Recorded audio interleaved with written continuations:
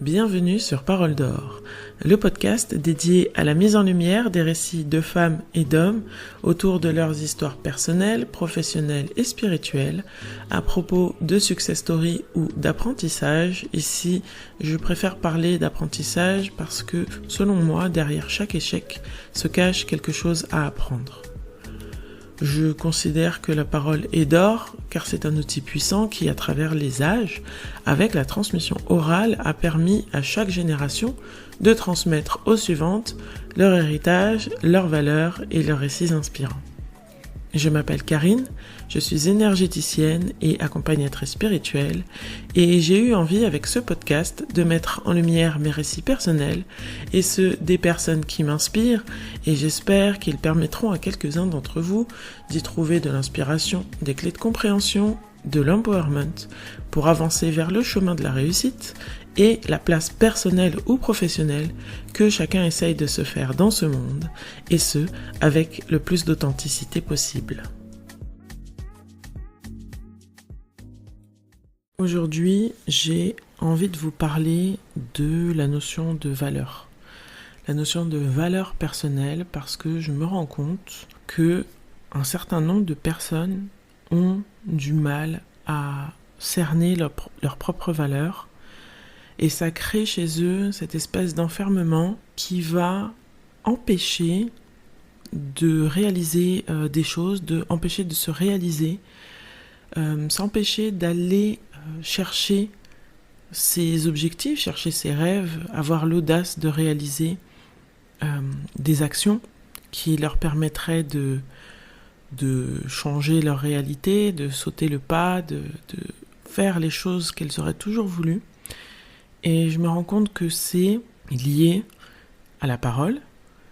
Et du coup, comme je l'ai dit dans ma toute première introduction, ça va dépendre des histoires que l'on se raconte pour se définir et aussi des histoires qu'on a entendues tout au long de notre enfance jusqu'à notre vie d'adulte avec les interactions qu'on a eues et ce que les personnes, notre entourage, notre famille, notre patron, des fois, nos collègues, vont dire sur nous et on va les imprimer et le prendre pour valeur personnelle sans le remettre en question. Parce que si les autres le disent, c'est que c'est potentiellement vrai. Mais je suis pas d'accord pour tout. Je suis pas d'accord parce que, par exemple, au niveau de l'éducation, c'est la résultante de ce que nos parents attendent de nous. C'est la résultante de l'image qu'ils veulent qu'on ait pour les représenter. La descendance, c'est finalement transmettre aussi un héritage.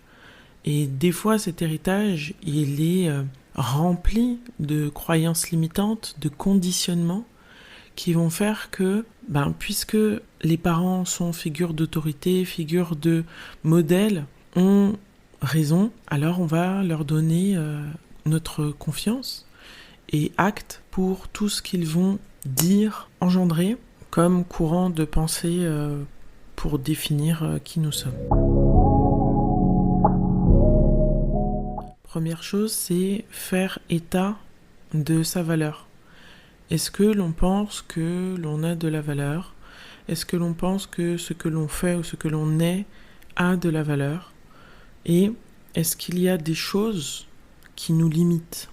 Parce qu'on a tendance à très vite s'enfermer dans une boucle mentale qui va tourner en boucle pour nous maintenir des fois dans une zone de confort, pour un semblant de sécurité, pour rester dans ce que l'on connaît et ne pas oser aller vers l'inconnu. J'ai eu des discussions avec plusieurs personnes et je me suis rendu compte d'à quel point on pouvait passer à côté de soi parce qu'on avait des pensées sur nous-mêmes qui étaient totalement disproportionnées par rapport à la réalité. Par exemple, j'ai une des personnes avec qui j'ai eu cette discussion qui était convaincue qu'elle était bête, qu'elle était en dessous de la moyenne et des normes d'intelligence. Pourquoi ? Parce que son conditionnement a été du fait qu'à l'école, ça a toujours été très difficile pour cette personne d'avoir des bonnes notes. Ça a toujours été très difficile de s'intéresser à des choses de l'ordre de la littérature, de l'ordre de la culture générale. Et donc, au vu des résultats scolaires, elle et les personnes de son entourage, parfois, lui ont fait croire qu'elle était bête, qu'elle était plus bête que les autres et qu'elle n'arrivait à rien. Et elle s'est enfermée dans cette pensée-là, en se convainquant elle-même qu'elle n'était pas douée pour tout ce qui allait être de l'ordre de l'intellectuel. Mais je lui ai fait remarquer qu'elle avait d'autres qualités et que sa base était une base normée de la société, bon là en l'occurrence c'était la société française, en termes de valeurs autour de l'éducation, donc de l'éducation qui était donnée à l'école, et qu'elles étaient normées de telle manière. Et que si tu sortais de ce cadre, si tu sortais de cette norme, tu n'étais pas normal, ou tu avais moins de valeur, ou tu étais plus bête. Sauf que cette personne a des qualités physiques et humaines incroyables. C'est quelqu'un qui fait preuve d'une gentillesse extrême, qui est très serviable, qui est très attentionné, qui a des performances physiques hors normes. Et c'est marrant parce que pour le coup, elle disait moi je me sens comme Hercule, j'ai beaucoup de force, j'arrive à faire beaucoup de choses. Et cette personne après un long moment d'errance à chercher sa voie parce qu'il fallait faire des études, il fallait faire partie des autres membres de sa famille qui étaient plus axés sur la littérature, le côté intellectuel et tout ça, donc se sentait totalement en décalage, alors qu'elle a pu avoir la ressource nécessaire pour entamer des études pour devenir coach sportif, qu'elle est capable elle-même d'être un exemple pour les personnes qu'elle coach parce qu'elle a des aptitudes physiques et un physique qui vient démontrer un savoir-faire, une connaissance, une capacité physique à connaître comment fonctionne chaque muscle et à savoir le solliciter pour pouvoir en sortir le meilleur. Et en plus, avec les accompagnements et les coachings, au fur et à mesure, son entreprise, sa société commence à grossir. Et cette personne, elle arrive en face de moi en me disant mais moi, si je devais faire un test de QI, j'ai peur de voir que je suis bête, j'ai peur de voir que je suis pas si intelligent que ça. Mais what the fuck, c'est... Moi ça m'a rendu ouf d'entendre ça. On n'est pas tous faits pour être excellent dans tout ce qui va être du domaine littéraire. Et encore plus, moi je trouve que c'est encore une autre... Il y a 1000 façons en fait d'avoir de la valeur dans ce qu'on fait. Et c'est des aptitudes parfois qui sont naturelles chez nous. Donc je fais référence au fait de trouver sa voie, mon dernier épisode. On est en capacité d'avoir des choses qui sont innées et pour lesquelles on est doué. Alors en l'occurrence pour cette personne, ça va être tout ce qui va être de l'ordre de la performance physique. Mais ça peut être une personne qui, elle aussi, peut-être n'a pas réussi à l'école, mais en passant beaucoup de temps dehors, je ne sais pas si elle habite à la campagne ou quoi ou qu'est-ce, elle a pu, dans finalement ses échappatoires, dans son observation de la nature, être capable d'avoir une connaissance inouïe du fonctionnement de la nature, de comment s'appelle telle plante, comment elle pousse, sous quelles conditions, l'environnement qui doit être favorable autour pour que avoir un écosystème ou une diversité dans la nature. Et elle en fait rien parce que il fallait peut-être suivre un cursus plus classique. Pourtant, elle a une source inépuisable de savoir et de connaissances et de dons innés de ce qu'elle a appris par défaut parce que elle a été rejetée. Mais derrière, il y avait quelque chose de bien plus précieux que ça. C'est pareil pour les personnes qui sont manuelles et qui, peut-être... des fois, c'est des petits malheurs, mais qui font aussi des petits bonheurs de, par exemple, je sais pas, moi, dans l'enfance, certains n'ont pas eu accès à la télé, à Internet ou autre, et qui ont, pour passer leur temps, développé des capacités à construire des choses, à inventer des choses, et de faire quelque chose de leurs mains et qui est considéré potentiellement comme un passe-temps et pour lequel il y a une valeur inestimable dans ce qu'ils sont capables de produire, mais ne l'exploitent pas. Ils ne comprennent pas que leur valeur réside dans cette capacité-là plutôt que celle de répondre à la norme. Donc voyez à quel point, parfois, le fait de se raconter cette histoire qu'on nous a toujours racontée vient finalement nous polluer et nous apporter des blocages. Et je vous invite, en tout cas si vous êtes dans cette situation-là de blocage vis-à-vis de vous-même, déjà d'en prendre conscience, et de deux, d'essayer de le remettre en question. Est-ce que réellement vous n'êtes pas doué pour faire telle ou telle chose? Est-ce que ça peut pas être dirigé ou ça n'a pas déjà été dirigé sur d'autres compétences que vous avez déjà? Donc déjà, dans ce type d'introspection, vous pouvez vous poser certaines questions ou demander à des personnes de votre entourage proche de répondre à un certain type de questions, à savoir quels sont vos points forts, qu'est-ce qu'elle voit chez vous que vous ne voyez pas, qu'est-ce qui est naturellement inné chez vous, peut-être aussi voir pour quel sujet elle viendrait vous demander conseil, ou sur quel sujet elle vous voit inspiré, passionné. C'est tout un tas de petites questions que j'ai moi-même expérimentées grâce à l'accompagnement de ma mentor et coach Valérie Djoumessi, qui propose plusieurs programmes, dont un essentiellement qui est Vibe avec ton enfant intérieur. Donc si tu m'écoutes, je te fais des gros bisous. Et ces questions-là, donc moi c'était dans un programme d'accompagnement d'entrepreneurs pour la mise en place de mon projet, etc. Parce que je fais une petite parenthèse, mais quand vous voulez vous lancer dans quelque chose, essayez de trouver un mentor, essayez de trouver quelqu'un qui a déjà fait ce que vous voulez faire, qui va venir vous aider, vous conseiller, vous valider, venir vous donner, parfois même juste vous confirmer les choses que vous savez déjà, mais pour lesquelles vous n'êtes pas sûr, parce que vous ne savez pas si c'est le fruit de votre mental, vos croyances limitantes, ou si c'est vraiment des choses qui sont avérées, et une personne qui est déjà expérimentée vous aidera à venir déconstruire certaines choses. Et je recommande x 3000. Ces questions-là, elles m'ont permis de me rendre compte que ce que les personnes percevaient de moi était, donc je l'ai fait sur 5 ou 6 personnes déjà, était le même discours pour chacune. Donc déjà, ça m'a montré finalement mon authenticité, dans le sens où que ce soit avec mes collègues, que ce soit avec mes amis, que ce soit avec ma famille, j'étais la même personne. J'avais pas trop de masque, en tout cas pour interagir avec les gens. J'avais cette même authenticité partout. Donc ça m'a donné une unicité des réponses que j'ai eues. Et ça m'a permis d'aller confirmer ce que je savais, mais que je n'arrivais pas à définir comme là ou les valeurs qui allaient me permettre d'en faire quelque chose dans ma proposition d'accompagnement, de vraiment mettre la lumière dessus.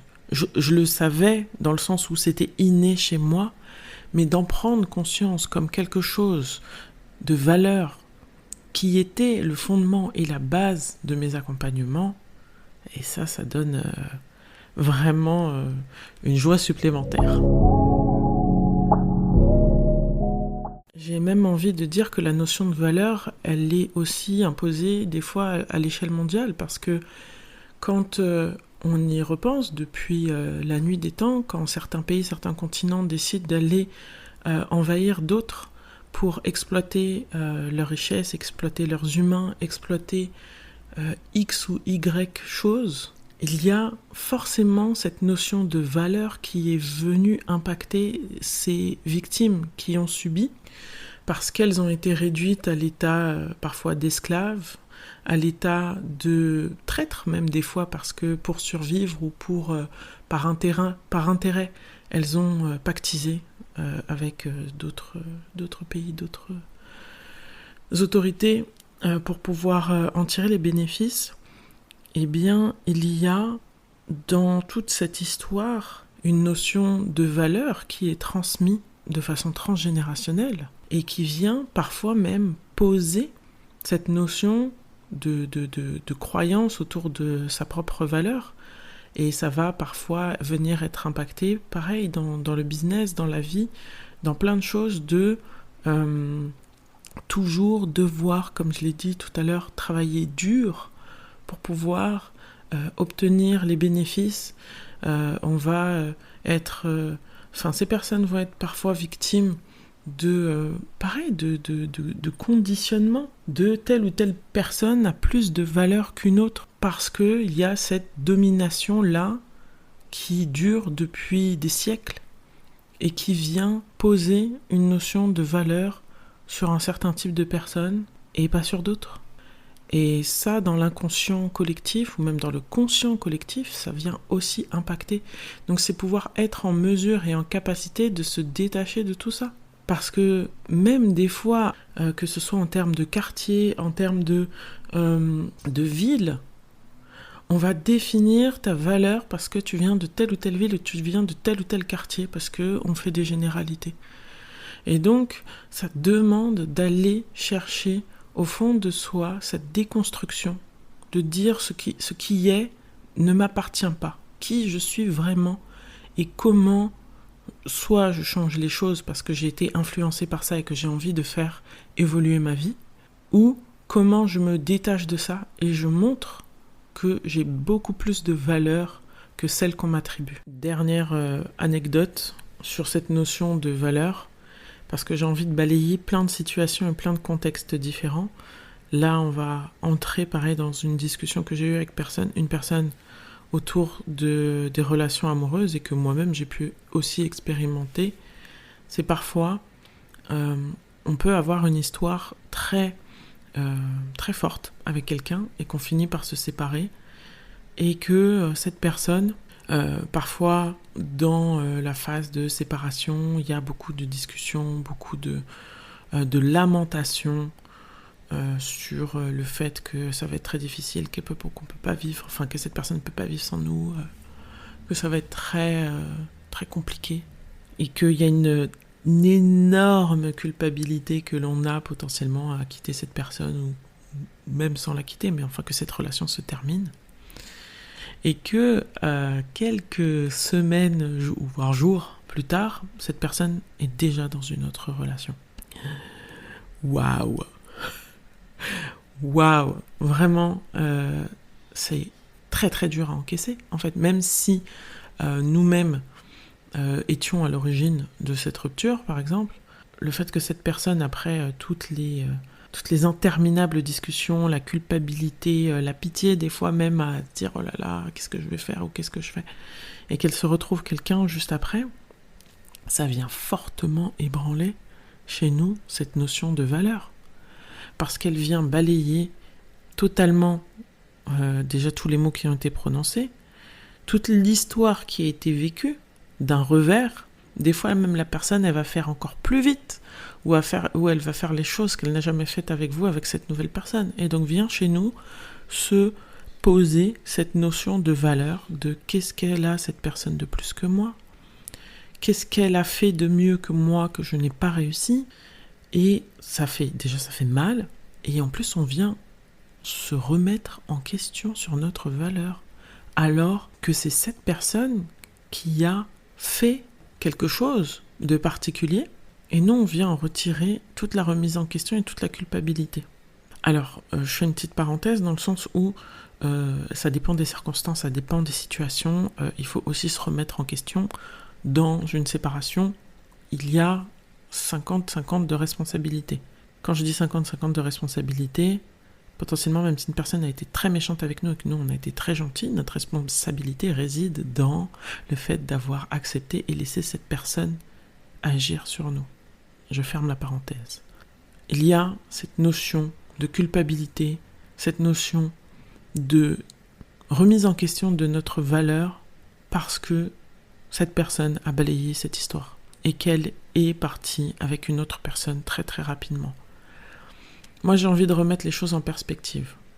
D'ailleurs, souvent, ces personnes à qui ça arrive, potentiellement, elles vont prendre du temps pour se reconstruire, elles vont prendre du temps pour faire le débriefing et l'analyse de cette situation, d'aller questionner, de se dire qu'est-ce que j'ai bien fait, qu'est-ce que j'ai pas bien fait, qu'est-ce que j'ai envie d'avoir et qu'est-ce que je n'ai plus envie d'avoir le jour où je serai prête à me remettre en relation. Donc déjà, il y a un travail sur soi. Et potentiellement, cette personne qui s'est remise très très vite avec une autre, elle ne va pas évoluer. Parce que potentiellement, elle a dit, moi c'est comme ça, je resterai comme ça et c'est moi qui ai raison. Et donc, elle va finalement peut-être aller exécuter et refaire la même chose avec cette nouvelle personne. Donc là, il y a une autre perspective qui se pose, dans le sens où c'est pas forcément une question de j'ai pas bien fait ou j'ai moins bien fait. La question, elle se pose de l'histoire qui a débuté avec cette nouvelle personne, entre votre ex et cette nouvelle personne. Les débuts, si vous rementalisez le truc, potentiellement les débuts sont les mêmes. Ça va très vite, on s'installe très vite, on se côtoie très vite, ça part très vite, c'est très fort. Et puis viendra peut-être le moment où le soufflet va retomber, viendra peut-être le moment où les masques seront tombés et la vraie personnalité sera de nouveau visible, parce que peut-être que ces personnes, finalement, leur fonction, je mets des guillemets, mais vous pouvez pas le voir, mais je mets des guillemets, leur fonction, c'est d'être des transformateurs. Que potentiellement, cette nouvelle personne, il lui arrivera la même chose. Et que peut-être que soit elle restera parce que sa vie n'est pas forcément d'évoluer, ou peut-être que ça se terminera peut-être plus tard, peut-être avant, mais de la même manière, parce que cette personne a décidé qu'elle ne changerait pas, et que la nouvelle, je mets des guillemets aussi, victime, prendra compte de sa valeur, et qu'elle pourra elle aussi évoluer. Parce que cette personne, cette histoire, aussi douloureuse qu'elle a été, est venue vous transformer, est venue vous apprendre quelque chose, est venue vous forcer à aller changer les choses à l'intérieur de vous, potentiellement à apprendre à vous donner de l'amour pour vous-même, apprendre à poser des limites, apprendre à ne plus accepter certaines choses, apprendre à donner mieux aussi, vous de votre côté. Et ça, forcément, c'est venu augmenter votre valeur. Parce que vous vous posez ces questions. Parce que vous avez décidé de changer les choses. Parce que vous avez décidé de les transformer. Et donc, il n'y a pas cette notion de vous avez moins de valeur que cette nouvelle personne qu'elle a mis dans sa vie. Malgré tout ce qu'elle pourra vous raconter, si par exemple vous êtes encore en contact avec cet ex et qui va dire oui, mais elle est mieux, oui, elle est ceci et cela. Potentiellement, cette personne, elle est genre ultra docile, elle n'a pas conscience de ce qui se passe et que elle est tombée dans le panneau comme vous étiez tombé dans le panneau au début. Alors, on leur souhaite tout le bonheur du monde à ces gens-là, parce que on a tout intérêt à s'occuper que de nous-mêmes, parce que donner des pensées et de l'énergie aux autres, c'est de l'énergie qu'on n'utilise pas pour soi. Donc on va les laisser vivre leur vie à ces gens-là, et on va se concentrer sur notre évolution. Et se sous-estimer, c'est très mauvais, je trouve, parce qu'on n'a pas conscience de la force que l'on a à se remettre de certaines épreuves, on n'a pas conscience de notre capacité à se transformer.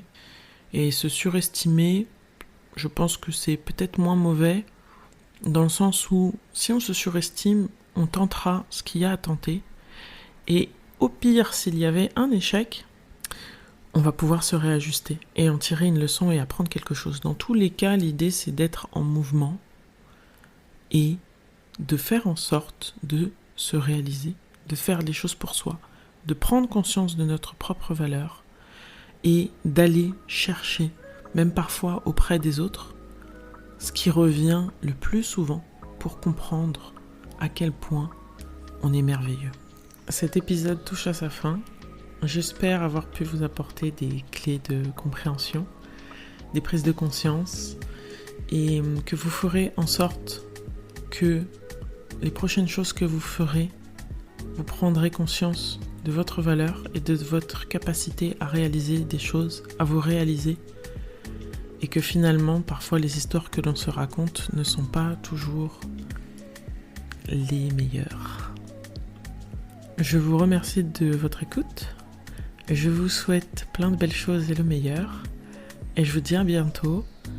Et surtout, n'oubliez pas de mettre de l'or dans vos voix.